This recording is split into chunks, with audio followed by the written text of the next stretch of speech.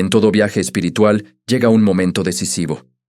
Un momento donde las palabras dejan de ser enseñanza y se convierten en misión. En Mateo capítulo 10, Jesús no solo llama a sus discípulos, los envía, los toma de entre la multitud, los separa, los forma y les entrega algo que ningún hombre podía darles por sí mismo: autoridad del cielo. Aquí comienza un capítulo diferente a todos los demás. Un capítulo donde el Maestro revela el costo real de seguirlo, el peso del reino, la intensidad de su llamado y la gloria que acompaña a quienes obedecen. En este episodio, caminaremos junto a los 12 en ese momento sagrado donde Jesús transforma a simples hombres en mensajeros eternos. Conoceremos sus instrucciones, su advertencia, su promesa, y esa mezcla de ternura y verdad que solo puede venir de aquel que envía y también sostiene. Bienvenido a este recorrido profundo, intenso y revelador. Abramos el corazón para escuchar la voz del Maestro y dejemos que este capítulo transforme nuestra manera de entender lo que significa ser discípulo. Prepárate, porque estás a punto de entrar en uno de los pasajes más poderosos y desafiantes del Evangelio. Esto es Mateo capítulo 10. Esto es Viaje a un reino. El llamado a los 12. El amanecer comenzaba a extender su luz dorada sobre los caminos polvorientos de Galilea. El aire era fresco, lleno de ese silencio que precede a los grandes momentos. Las sombras, aún largas, daban la impresión de que la creación entera estaba expectante, como si supiera que algo extraordinario estaba ocurriendo. Jesús caminaba lentamente sobre una colina suave, y sus pasos parecían no dejar huella. Sus ojos, llenos de calma, miraban el horizonte, un horizonte que él conocía mejor que nadie, porque sabía que ahí, en aquellos pueblos y aldeas, había multitudes heridas, almas cansadas, hombres y mujeres que caminaban como ovejas sin pastor. Ese día no sería como los demás. Ese día marcaría un antes y un después. El Maestro se detuvo. Su mirada se volvió hacia los 12 hombres que lo seguían desde hacía meses, algunos desde hacía años. Los conocía profundamente. Los había visto trabajar, luchar, fallar, levantarse, dudar, creer. Había visto sus fortalezas, sus defectos, sus temores escondidos. Y también el fuego que Dios había puesto en sus corazones. Eran hombres comunes, sí, pescadores, recaudadores de impuestos, celotes, soñadores, inseguros, apasionados, simples. Pero hoy serían algo más. Hoy serían enviados.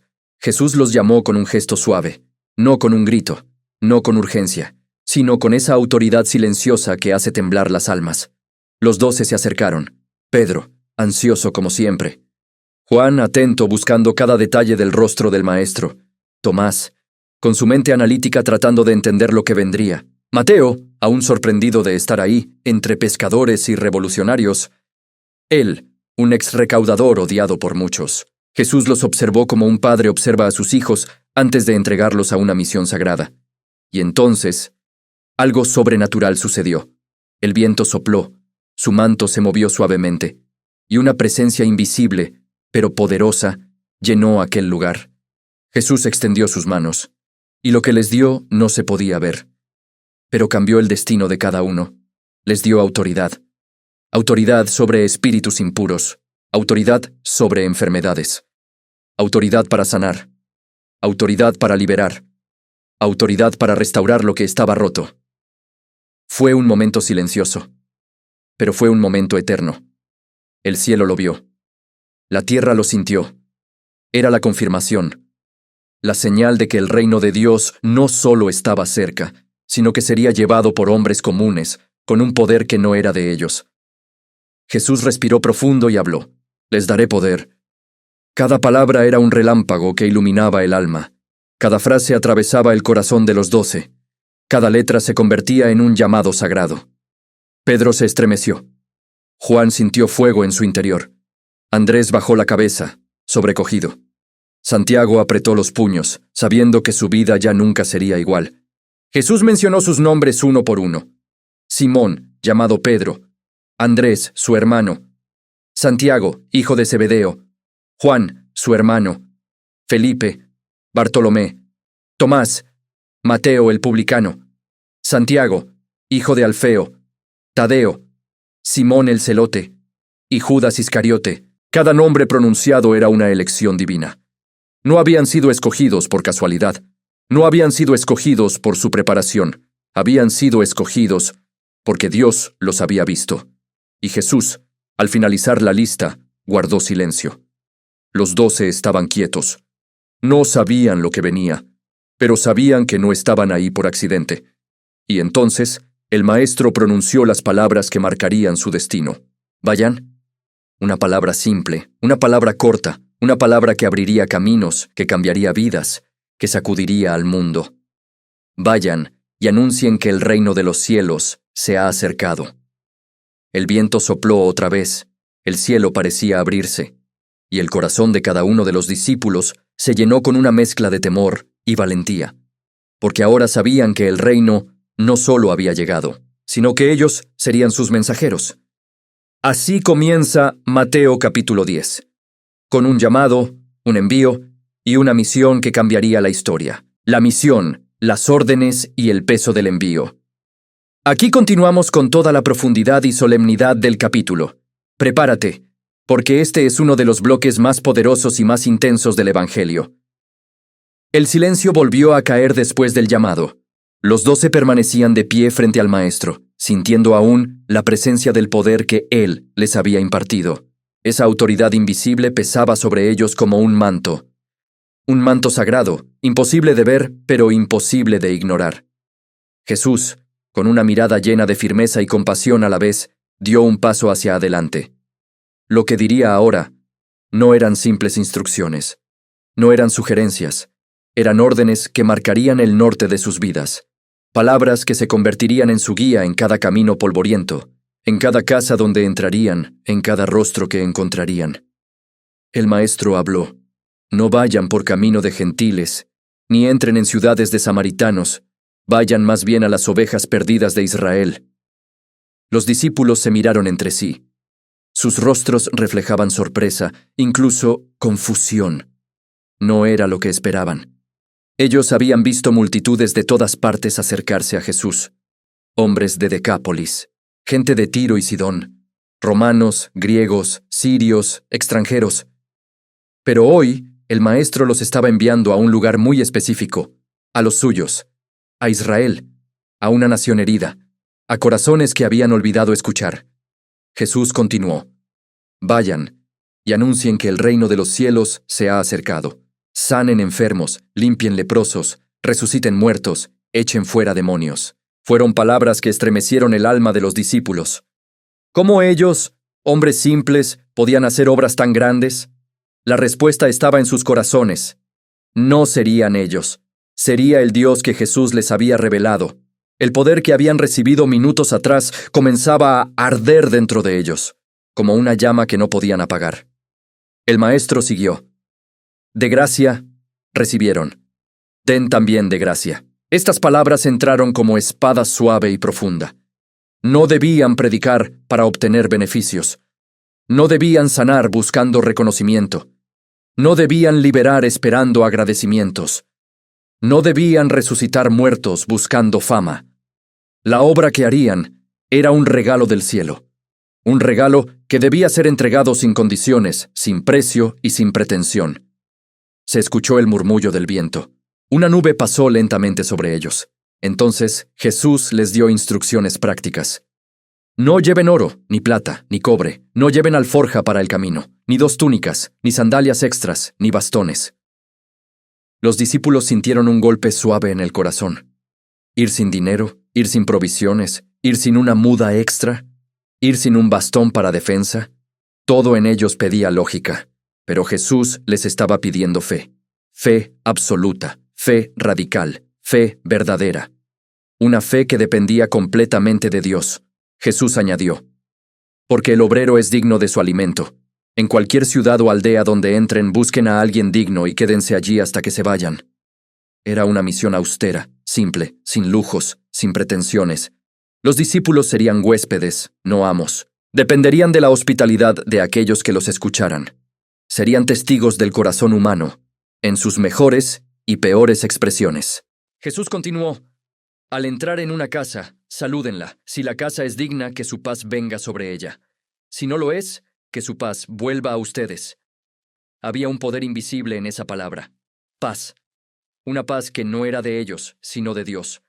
Una paz que podía reposar sobre una familia o retirarse si había rechazo. Y si en algún lugar no los reciben ni escuchan sus palabras, salgan de esa casa o ciudad y sacudan el polvo de sus pies. Los discípulos se quedaron inmóviles. Sacudir el polvo era un gesto solemne, un acto que decía: hicimos nuestra parte, no cargaremos con tu rechazo, Dios será tu juez. Jesús respiró hondo, y su voz se volvió más grave, más intensa. De cierto les digo, en el día del juicio, el castigo para Sodoma y Gomorra será más tolerable que para esa ciudad. Los discípulos sintieron la seriedad del llamado. No iban como turistas, no iban como visitantes, no iban a experimentar aventuras. Iban como embajadores del reino. Iban con poder, iban con autoridad. Iban a una misión que podía salvar vidas o levantar juicio sobre quienes rechazaran la verdad. Jesús los miró uno por uno. Sus ojos eran fuego y ternura. Yo los envío como ovejas en medio de lobos. Los 12 tragaron saliva. Esa frase caló hondo. Ovejas entre lobos. Un lobo no siente compasión, un lobo no escucha, un lobo no razona, un lobo ataca. Jesús lo sabía, y aún así los enviaba, pero no los enviaba indefensos. Por eso dijo: sean prudentes como serpientes y sencillos como palomas. La prudencia de la serpiente, la inocencia de la paloma. La combinación perfecta para caminar en un mundo que los rechazaría. Fue entonces que Jesús reveló la parte más difícil de su misión. Serían entregados a concilios, serían azotados, serían llevados ante gobernadores y reyes, y todo por causa de su nombre. Las palabras eran duras, dolían, pesaban, pero Jesús no hablaba para desanimarlos, hablaba para prepararlos, y añadió una promesa sagrada. Cuando los entreguen, no se preocupen por lo que deben decir, porque en ese momento el Espíritu de su Padre hablará por ustedes. Cuando escucharon esto, algo se encendió en los discípulos. Ya no era solo una misión, era un acompañamiento divino. No estarían solos, nunca. Jesús estaba formando guerreros, pero guerreros del reino, guerreros de la luz, guerreros que no pelearían con armas, sino con mensajes, milagros, gracia y verdad. Ese día, los 12 entendieron que seguir a Jesús no era un camino cómodo, pero sí un camino eterno. La persecución, la oposición y la fidelidad en medio de las tinieblas.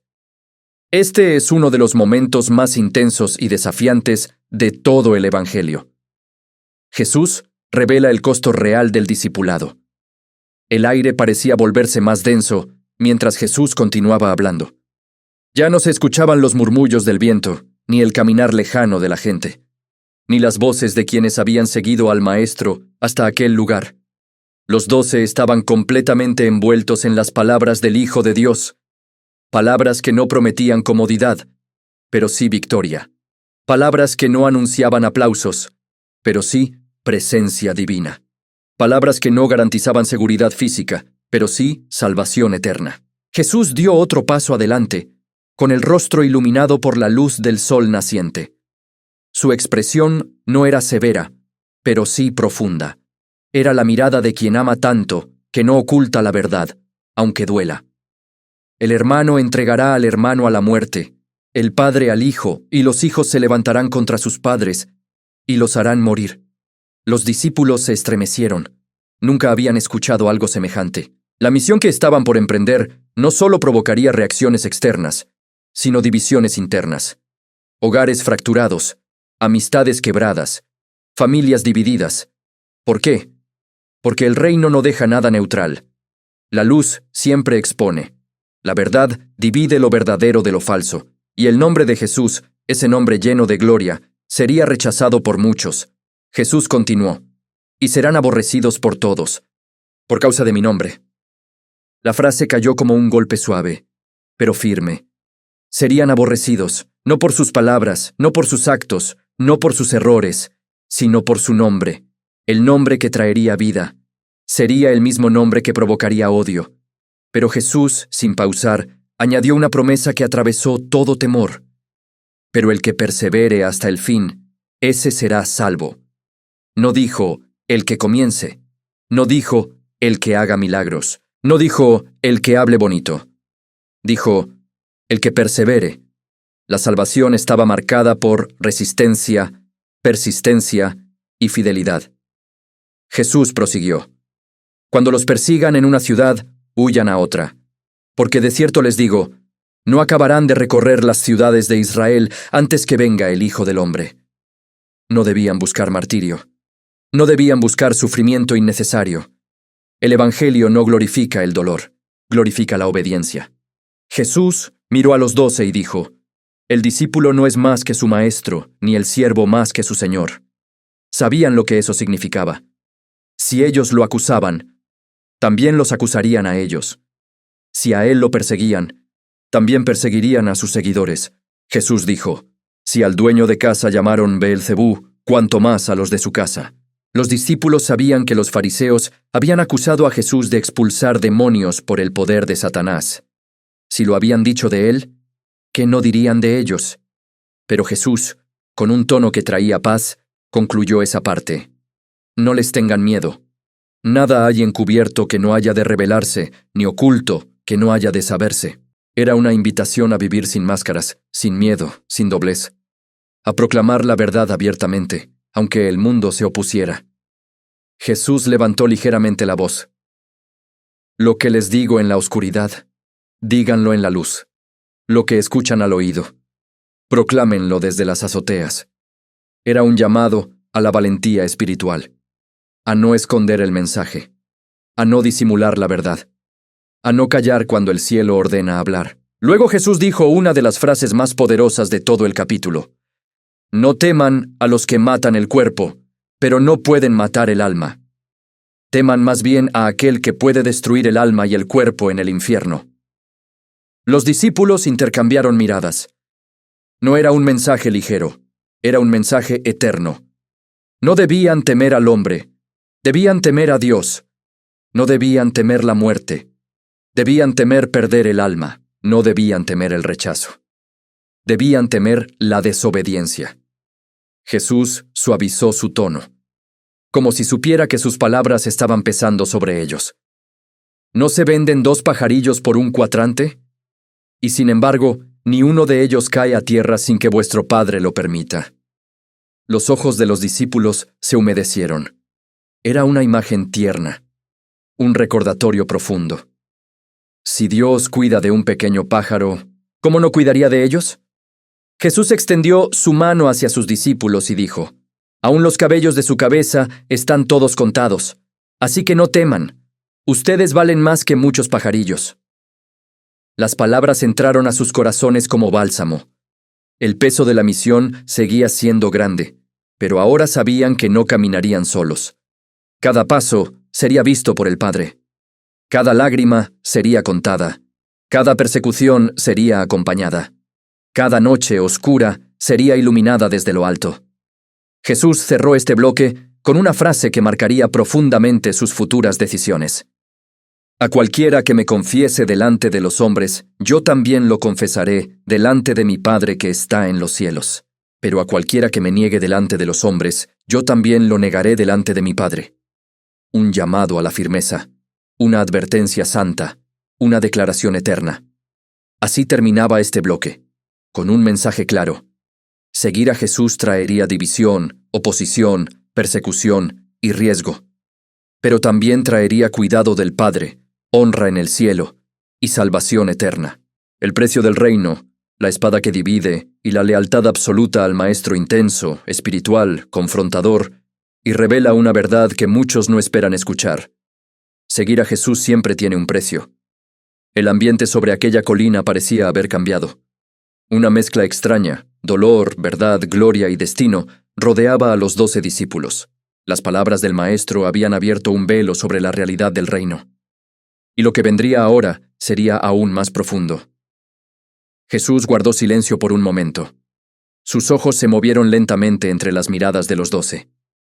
Cada uno reflejaba algo distinto. Pedro, fuego; Juan, ternura; Santiago, determinación; Tomás, duda; Mateo, asombro; Simón el celote, inquietud. Jesús conocía sus corazones, conocía sus historias, conocía sus luchas internas, y justo por eso debía decirles la verdad sin suavizarla. La voz del Maestro se volvió firme, clara, sin vibraciones de duda. No piensen que he venido a traer paz a la tierra. No he venido a traer paz, sino espada. Los discípulos se estremecieron. No era la espada del guerrero, no era la espada del imperio, no era violencia física. Era la espada de la verdad. La espada que separa lo falso de lo auténtico. La espada que corta las raíces del pecado. La espada que divide las tinieblas de la luz. La espada que obliga al alma a decidir. Jesús continuó: He venido a poner en disensión al hombre contra su padre, a la hija contra su madre, a la nuera contra su suegra, y los enemigos del hombre serán los de su propia casa. Las palabras cayeron como agua helada sobre una herida abierta. Los discípulos entendieron: seguir a Jesús no solo dividiría ciudades, dividiría hogares, dividiría relaciones, provocaría conflictos donde nunca antes los hubo. No porque Jesús buscara pleito, sino porque su luz revela lo que muchos quieren ocultar. El reino no compite, reemplaza, no pide espacio, lo toma todo. Jesús dio un paso más y pronunció una de las declaraciones más radicales del Evangelio.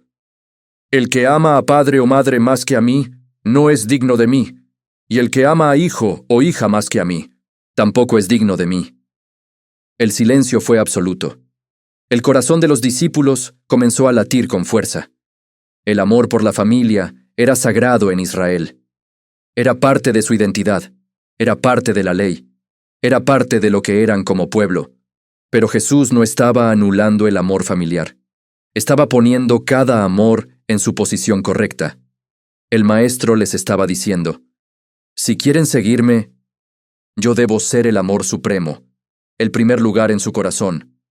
No porque Él fuera egoísta, sino porque Él sabía que nadie más puede salvar, nadie más puede dar vida eterna, nadie más puede guiar a un alma. Jesús siguió: el que no toma su cruz y me sigue, no es digno de mí. Estas palabras tuvieron un eco profundo, más profundo de lo que quizás ellos mismos pensaron. Para nosotros, la cruz es símbolo espiritual. Pero para un judío del siglo I, era símbolo de muerte, de humillación, de sentencia, de vergüenza pública. Tomar la cruz era caminar hacia la ejecución.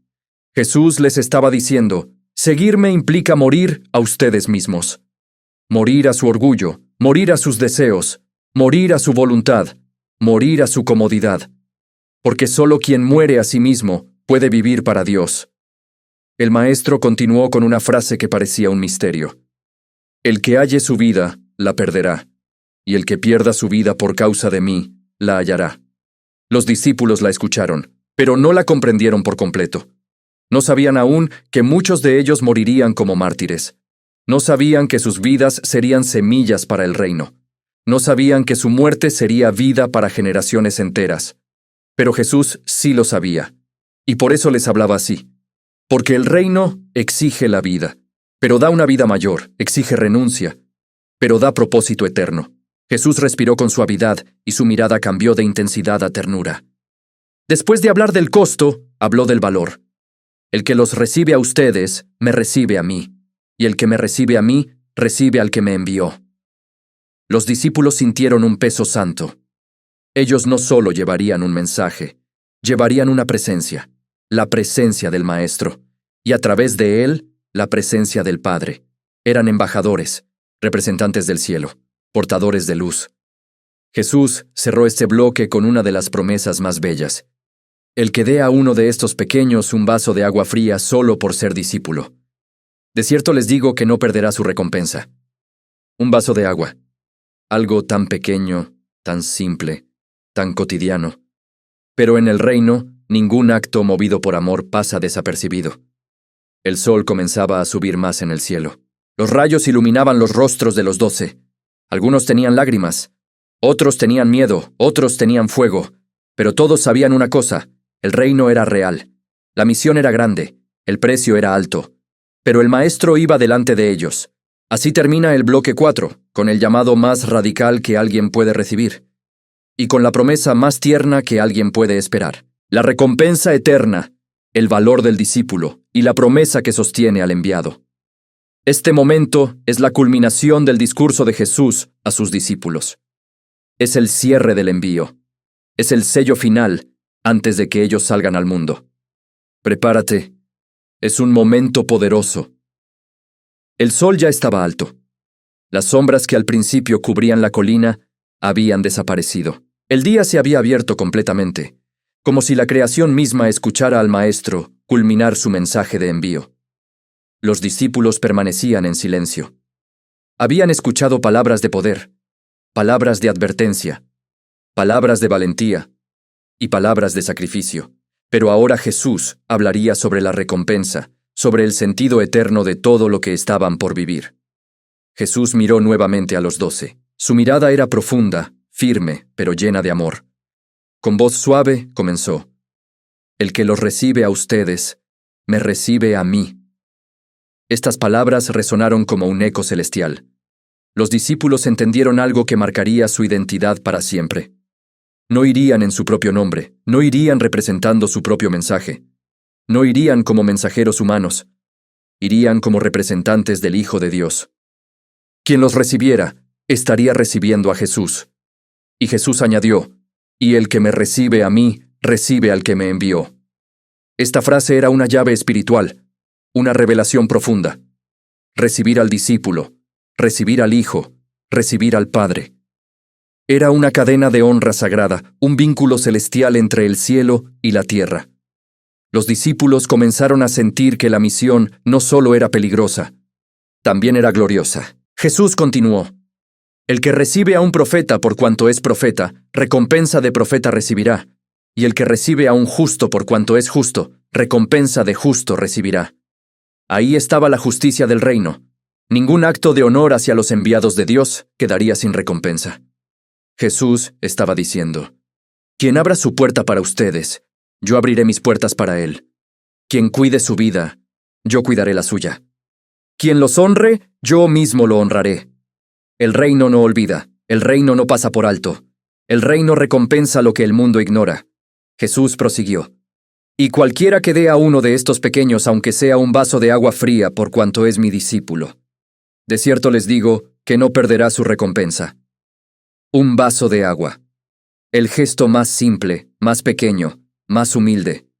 Pero en el reino, la fidelidad se mide en los pequeños actos, en los detalles invisibles, en aquello que nadie más valora, pero que Dios sí ve. Los discípulos comenzaron a respirar distinto. Había una mezcla de asombro y paz en sus corazones.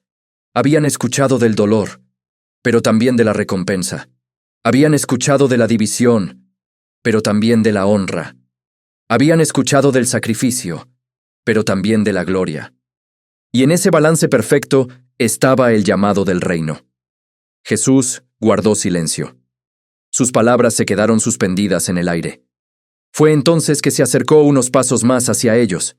Sus ojos, tan llenos de compasión y firmeza, miraron uno por uno el rostro de sus discípulos.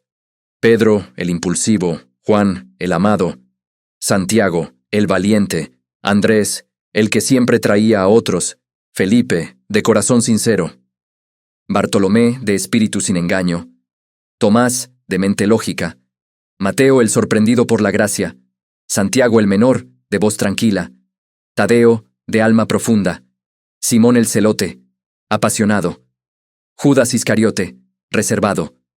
A todos los conocía, a todos los amaba, y a todos estaba enviando. Jesús respiró profundo, y con la voz llena de solemnidad, dijo: Salgan, y hagan lo que les he mandado hacer. Con esas palabras, la misión quedó sellada. No era un plan temporal, no era una tarea opcional, era un llamado eterno, una comisión divina. Los 12 sintieron un fuego encenderse en su interior, un fuego que no era de este mundo, un fuego que no podrían apagar, aunque vinieran persecuciones, azotes, rechazos, desiertos o cárceles. Jesús les había dado su autoridad, les había dado su mensaje, les había dado su presencia. Les había dado su protección. Les había dado su identidad, y eso bastaba. El maestro levantó su mirada hacia el cielo. El viento volvió a soplar. El manto de Jesús se movió suavemente, como si el cielo mismo confirmara la misión. Luego bajó la mirada hacia los 12, y una sonrisa leve, llena de ternura, apareció en su rostro. Era la sonrisa del que sabe que aun cuando el camino será difícil, el final será glorioso. Los discípulos dieron un paso atrás, como si se prepararan para partir, como si quisieran correr ya mismo a las ciudades, a las aldeas, a los hogares, a los caminos. Pero Jesús extendió su mano como diciendo, «Todavía no. Falta un momento más». Porque antes de enviarlos, debía enviar su paz sobre ellos. La paz que sobrepasa todo entendimiento. La paz que sostendría sus corazones en medio del rechazo. La paz que los acompañaría cuando fueran perseguidos. La paz que los mantendría firmes cuando estuvieran frente a gobernadores y reyes. La paz que les recordaría que no estaban solos. Jesús cerró sus ojos y elevó un susurro al cielo. Un susurro que los discípulos no lograron escuchar, pero sintieron. Una bendición, una entrega, un envío divino. Cuando abrió los ojos, sabían que era hora. Los 12 se miraron entre sí. Había lágrimas en algunos, había valentía en otros, había temor en unos pocos, pero también una certeza profunda. El reino había comenzado a avanzar a través de ellos. Y así, con el corazón temblando y ardiendo al mismo tiempo, los discípulos bajaron de aquella colina, no como hombres comunes, sino como mensajeros del reino de Dios. Y así llegamos al final de este recorrido por Mateo capítulo 10, un capítulo donde Jesús no solo enseña, envía, donde no solo habla, comisiona, donde no solo muestra su amor, revela el costo de seguirlo. Hoy hemos escuchado palabras de autoridad, de advertencia, de fuego y de ternura.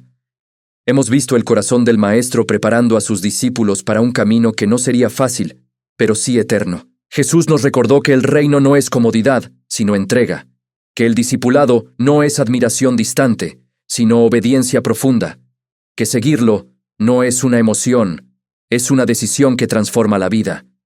Y al igual que los 12 en aquella colina, tú y yo también somos llamados, también somos enviados, también somos sostenidos por la misma promesa.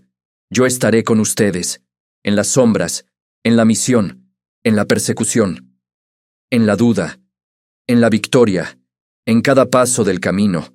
Gracias por acompañarme en este viaje sagrado por las palabras del Maestro. Que su instrucción fortalezca tu fe, que su verdad afirme tu corazón, y que su presencia llene cada rincón de tu vida. Esto fue Mateo, capítulo 10. Esto es, Viaje a un reino. Hasta el próximo capítulo. Que la gracia del reino te acompañe siempre.